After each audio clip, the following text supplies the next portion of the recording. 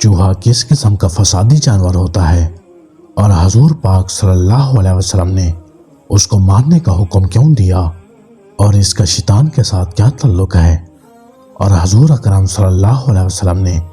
یہ کیوں ارشاد فرمایا کہ جب تم لوگ رات کو سونے لگو تو اپنا چراغ اور دیا وغیرہ بجھا دیا کرو، اور یہ کس قوم کی مسخ شدہ شکل ہے، اور لوگ مشکی چوہے کی ناک کیوں باندھتے ہیں، اور اس کا شرعی حکم کیا ہے، اور اس کا جھوٹا کھانے سے کون سا مرض پیدا ہوتا ہے، اور اگر ایسا کون سا طریقہ ہے کہ جس سے ہم چوہوں کو ختم کر سکتے ہیں یا اپنے گھروں سے ان کو بھگا سکتے ہیں، اور اگر کوئی شخص چوہے کو اپنے خواب میں دیکھے تو اس کی کیا تعبیر ہوگی۔ معزز دوستو، ان تمام باتوں کو جاننے کے لیے ہمارے اس ویڈیو کو آخر تک ضرور دیکھیے گا۔ ماہرین حیوانات نے چوہوں کی مختلف اقسام بیان کی ہے، مگر آج کی اس ویڈیو کے اندر ہم ان چوہوں کی بات کریں گے جو عام طور پر گھروں میں پائے جاتے ہیں۔ اور پیارے دوستو، ماہرین حیوانات کا کہنا ہے کہ چوہے سے بڑھ کر کوئی بھی فسادی جانور نہیں ہے۔ چوہا نہ کسی چھوٹے کو بخشتا ہے اور نہ کسی بڑے کو۔ چوہے کے سامنے جو کچھ بھی آتا ہے یہ اس کو تلف کر دیتا ہے اور اس کو تباہ و برباد کر دیتا ہے۔ چوہے کے فسادی ہونے کی ایک مثال یہ بیان کی جاتی ہے کہ یہ جب کسی ایسی تیل کی بوتل یا برتن کے پاس آتا ہے جس میں اس کے منہ کی رسائی نہیں ہوتی تو یہ اس میں اپنی دم ڈال دیتا ہے اور اپنی دم کو تار کر لیتا ہے اور پھر اس کو چوس لیتا ہے، اور پھر اسی طرح یہ تمام تیل ختم کر دیتا ہے۔ اس کے فسادی ہونے پر حضور پاک صلی اللہ علیہ وسلم نے اس کو قتل کرنے کا حکم فرمایا۔ آپ احرام کی صورت میں حرم شریف میں ہوں یا احرام کے بغیر ہوں، ہر حالت میں حضور پاک صلی اللہ علیہ وسلم نے اس کو قتل کرنے کا حکم دیا ہے۔ اور اس کے علاوہ حضور اکرم صلی اللہ علیہ وسلم نے سانپ اور بچھو وغیرہ کو بھی قتل کرنے کا حکم دیا ہے، کیونکہ چوہا جس طرح فاسق اور فسادی جانور ہوتا ہے اسی طرح سانپ اور بچھو وغیرہ بھی فاسق اور فسادی جانور ہوتے ہیں۔ اور ایک وجہ یہ بھی بیان کی جاتی ہے،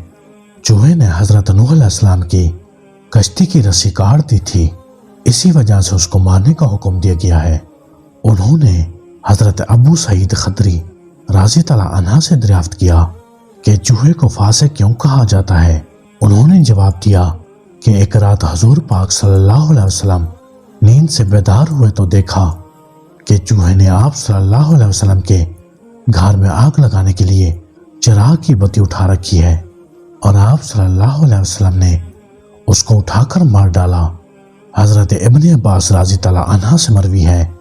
ایک مرتبہ چوہے نے آ کر چراغ کی بتی اپنے منہ میں لے لی اور اس کو لے کر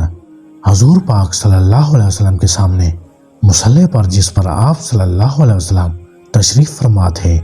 ادھر ڈال دیا، جس کی وجہ سے مصلی کا وہ حصہ جس پر آپ صلی اللہ علیہ وسلم سجدہ کیا کرتے تھے باقدر ایک دھرم جل گیا۔ اور امام حاکم نے حضرت ابن عباس رضی اللہ عنہ سے ایک روایت نقل کی ہے، ایک مرتبہ چوہا آیا اور اس نے چراغ کی بتی اپنے منہ میں اٹھا لی۔ ایک لونڈی چوہے کو جھڑکنے لگی مگر آپ صلی اللہ علیہ وسلم نے اس کو منع فرما دیا۔ چوہا وہ بتی لے کر اس مصلی پر جس پر آپ صلی اللہ علیہ وسلم تشریف فرما تھے ادھر لا کر ڈال دیا، جس سے مصلی باقدر ایک دھرم جل گیا۔ حضور اکرم صلی اللہ علیہ وسلم نے ارشاد فرمایا کہ جب تم سونے کا ارادہ کرو تو چراغ بجھا دیا کرو، کیونکہ شیطان ان جیسوں کو ایسے کام کرنے کی رغبت ڈالتا ہے تاکہ تم کو جلا دے۔ اور صحیح مسلم کی روایت ہے کہ حضور اکرم صلی اللہ علیہ وسلم نے حکم دیا سوتے وقت آگ بجھا دیا کرو، اور اس کی وجہ یہ فرمائی کہ فاسق چوہے گھر میں آگ لگا کر گھر والوں کو جلانا چاہتے ہیں۔ حضرت ابن عباس رضی اللہ عنہ سے مروی ہے کہ حضرت نوح علیہ السلام نے 2 سال میں اپنی کشتی کو تیار کیا، اور اس کشتی کی لمبائی 300 ہاتھ تھی اور چوڑائی 50 ہاتھ اور بلندی 30 ہاتھ تھی۔ اور حضرت نوح علیہ السلام نے یہ کشتی 3 منزلیں بنائی تھی، نیچے کی منزل میں جنگی جانور درندے اور حشرات اعلیٰ عرض کو رکھا گیا، اور درمیانی منزل میں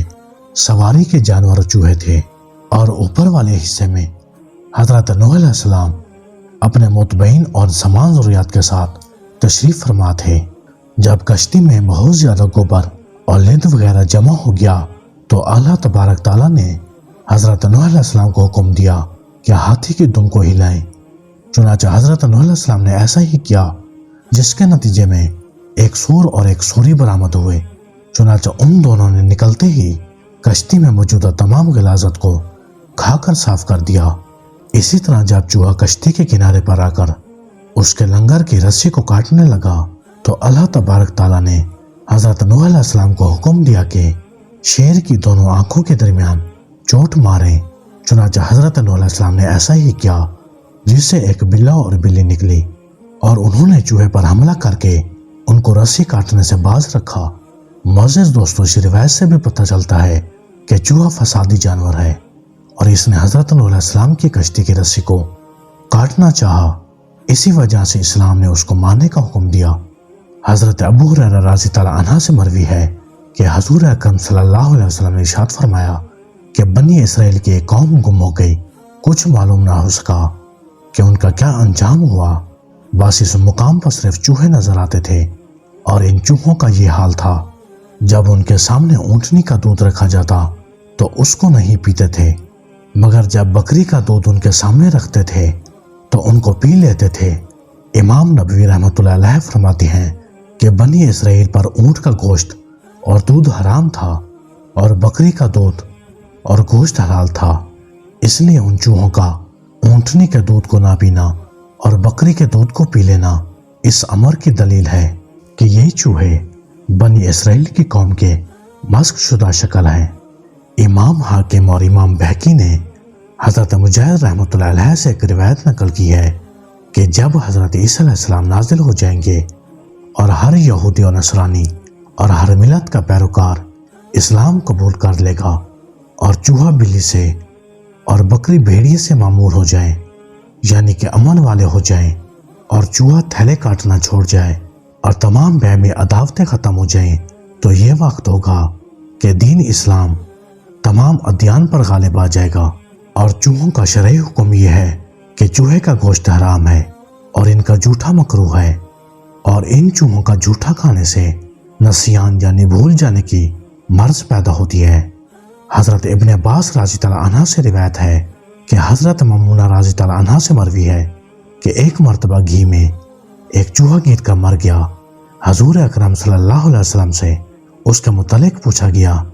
تو آپ صلی اللہ علیہ وسلم نے فرمایا، چوہے اور اس کے آس پاس کے گھی کو پھینک دو اور بقیہ گھی کو استعمال کر لو، اور اگر بہنے والی چیز مثلا سرکہ، روغن، زیتون، دودھ اور شہد وغیرہ میں اگر کوئی چوہا گر کر مر جائے تو بلا اتفاق ان کا کھانا ناجائز ہے۔ البتہ ان ناپاک گھی یا تیل کو چراغ میں استعمال کرنے کے بارے میں مشہور یہی ہے کہ اس کو استعمال کیا جا سکتا ہے۔ محترم ناظرین، آئیے ہم بات کرتے ہیں کہ ہم چوہوں کو اپنے گھروں سے کس طرح بھگا سکتے ہیں یا ان کو کس طرح ختم کر سکتے ہیں۔ ماہرین حیوانات کا کہنا ہے اگر آٹے میں کبوتر کی وٹھ ملا کر چوہے یا کسی اور جانور کو کھلا دی جائے تو وہ فوراً مر جائے گا۔ اگر پیاز کوٹ کر چوہے کے بال کے منہ پر رکھ دی جائے، جو چوہا اس کو سونگے گا وہ فوراً مر جائے گا۔ اگر اونٹ کی پنڈلی کی ہڈی کو باریک کوٹ کر پانی میں حل کر دیا جائے اور وہ پانی چوہوں کے بلوں میں ڈال دیا جائے تو سب چوہے مر جائیں گے۔ اگر چوہے کو پکڑ کر اس کی دم کاٹ کر گھر میں بیچ میں دبا دی جائے تو جب تک وہ دم دبی رہے گی اس گھر میں چوہے نہیں آئیں گے۔ چوہے کو اپنے خواب میں دیکھنے کے متعلق اہل علم کا کہنا ہے کہ چوہے کو خواب میں دیکھنا فاسقہ عورت کو دیکھنا ہے، اس لیے کہ حضور پاک صلی اللہ علیہ وسلم نے چوہوں کو فاسق قرار دیا ہے۔ کبھی اس کی تعبیر نوحہ کرنے والی ملعون یہودی عورت سے دی جاتی ہے اور کبھی اس کی تعبیر چور نقب زن سے دی جاتی ہے، اور کبھی چوہے کو خواب میں دیکھنا رزق کی فراوانی کی طرف اشارہ ہے۔ لہٰذا جو شخص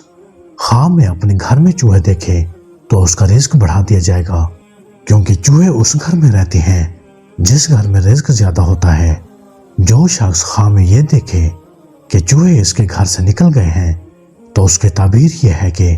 اس کے گھر سے خیر و برکت ختم ہو جائے گی اور اللہ پاک کمی پیشی معاف فرمائے اور ہمیشہ اپنے حبیب صلی اللہ علیہ وسلم کے طریقے مبارک پر زندگی گزارنے کی توفیق عطا فرمائے۔ آمین ثم آمین۔ میرے عزیز دوستو، آج کی ویڈیو میں بس اتنا ہی۔